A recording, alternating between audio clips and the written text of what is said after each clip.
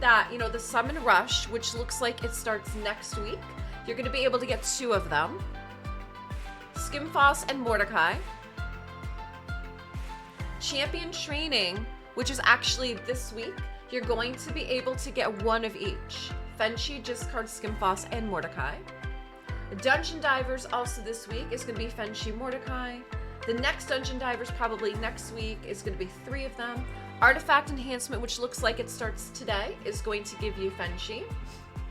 The next Artifact Enhancement's Discard, and then another Artifact Enhancement for Skimfoss. Those are going to be just the events. Now, talking about tournaments, what we just talked about was the events. Now we're talking about the tournaments. They say these are going to award extra fragments to players who place first and second, and it's going to be shown in the little parentheses here. So Champion Chase looks like you can get extra fragments again. So we have a Champion Chase, Champion Training, a Dragon Tournament, Ice Golem, Fire Knight, Spider, and 2 Classic Arenas.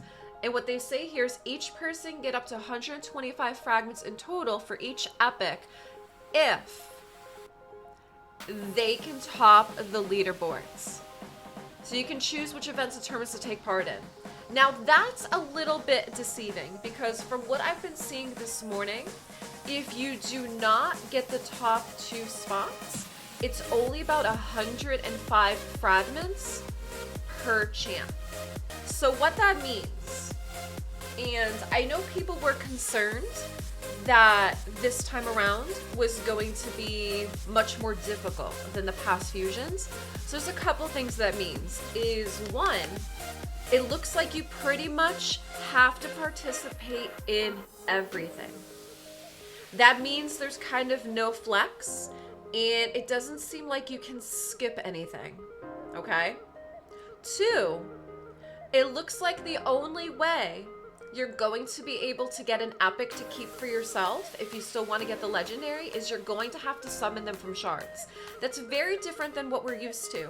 In the past, there were possibilities for you to be able to fuse extra copies of some of the epics and actually keep them along with getting the legendary. It doesn't look like we're going to need to do, you know, it doesn't look like that's going to happen now, unfortunately.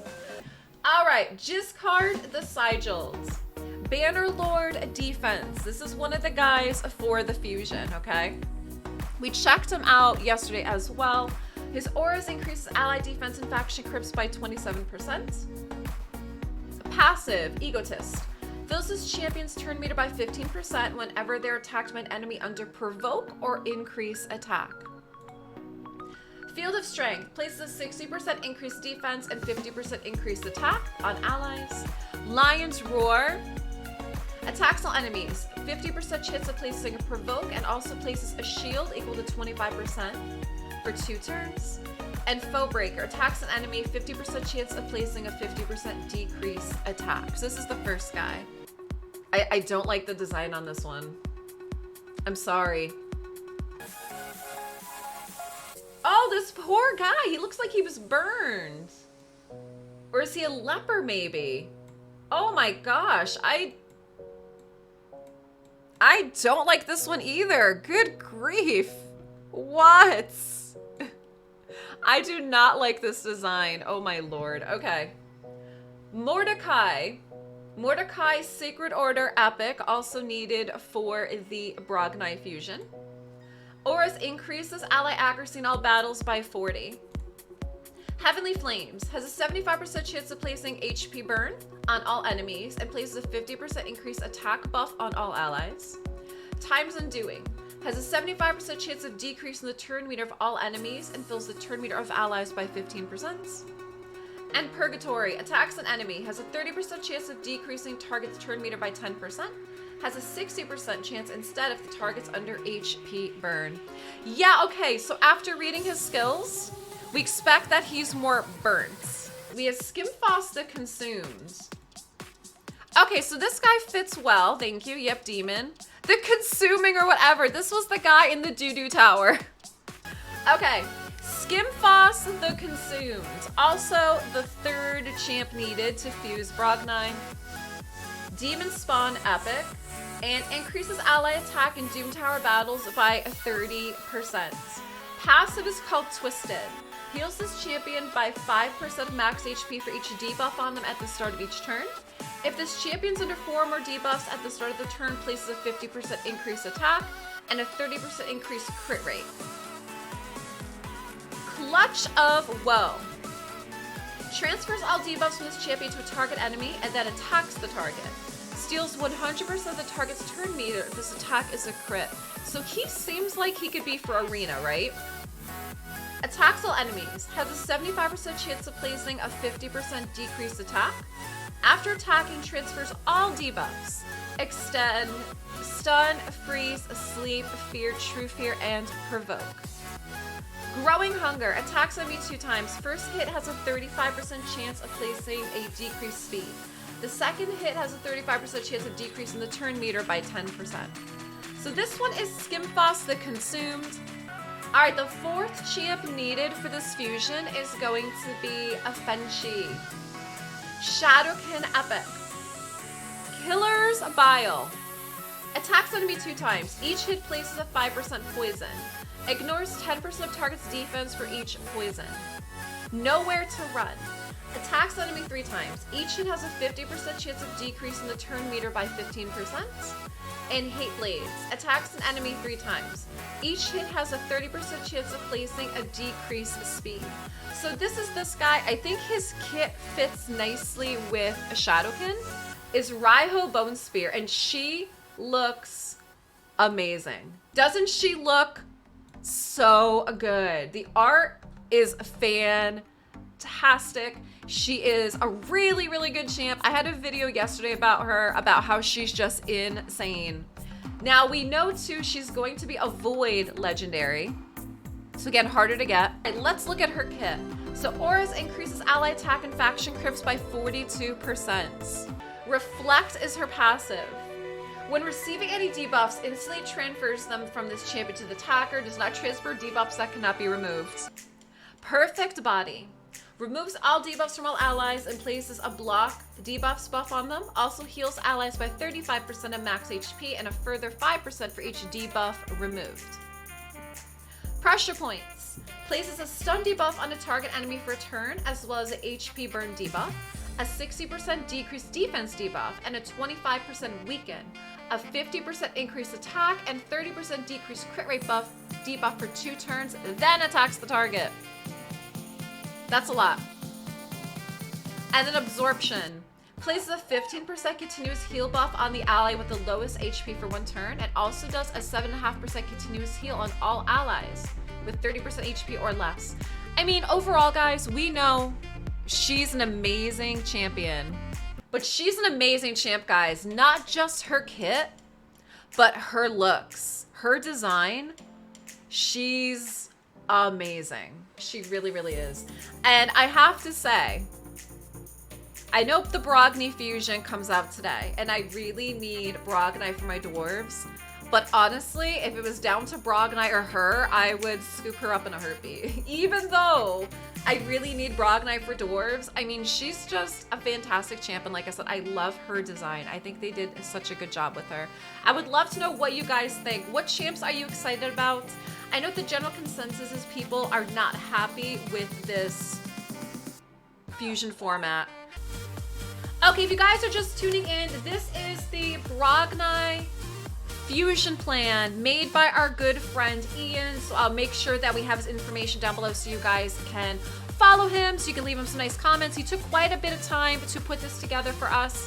You guys seemed to really, really like the Yoshi Fragment guide. It helped a lot of people, so he did the same thing here. And the way that this works is pink is tournament, tan is events, and you have your 4 epics here. So keep in mind with the Brogni fusion, you need to get 4 epics. You need to collect their fragments, okay? So an example here is Skimfoss. These are all of the tournaments and events you can get fragments from him. And the plus sign means these are additional fragments you can get if you finish 1st or 2nd. Now, one thing to note about this, Skimfoss, you can only get 100 fragments if you do not place 1st and 2nd, okay? So what that means is you cannot miss an event or tournament. You can't. There's only 100 available. And I'm going to confirm that with Plarium and see if that's the case, because these three, Mordecai, Fenshi, and Discard, all have 105 available, but for some reason, Skimfoss only has 100. So we'll double check on that. But what's really nice about this spreadsheet as well is there's a resources tab. So you can keep track of the potions that you have to be able to ascend the 4 epics that you need, and as well as a progressions tab. So this one's very nice and thorough. I'll make sure that I have a link for you guys so you can check it out. And what's important with this is you're gonna see it's view only, and that's because right here, make a copy for yourself, okay? It's important that you download this, make a copy for yourself, and then you're able to put in your own amounts, okay? Then you put in your own amounts. Are there any events that give 5 fragments? That's a really good question. I don't really know that. They didn't break it up. So it's very possible that like this 15 could be 10 and 5. We don't know until the event goes live. We don't know that. In the past, they have done that where like an example with a 20 is there would be like maybe like a 10, a 5, or like a 15 and a 5. So sometimes they do that. We don't know.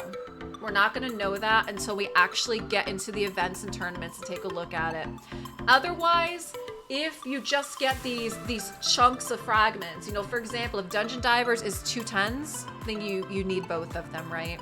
So that we don't know. The only thing I do know though is for Skimfoss, there's 100 available currently. Mordecai, Fenshi, and Discard, there's 105, all right? You're going to see that each of these epic champs do have to be 5-starred and 50.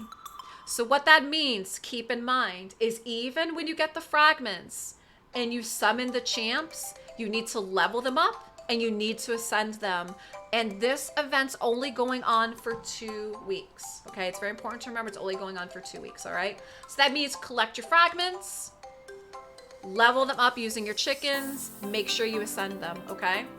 And like I said, I'll have more information for you, but I would love to know what you guys think. So far, the general consensus, I've been running some polls, trying to get some feedback, is most people are not very happy with this format.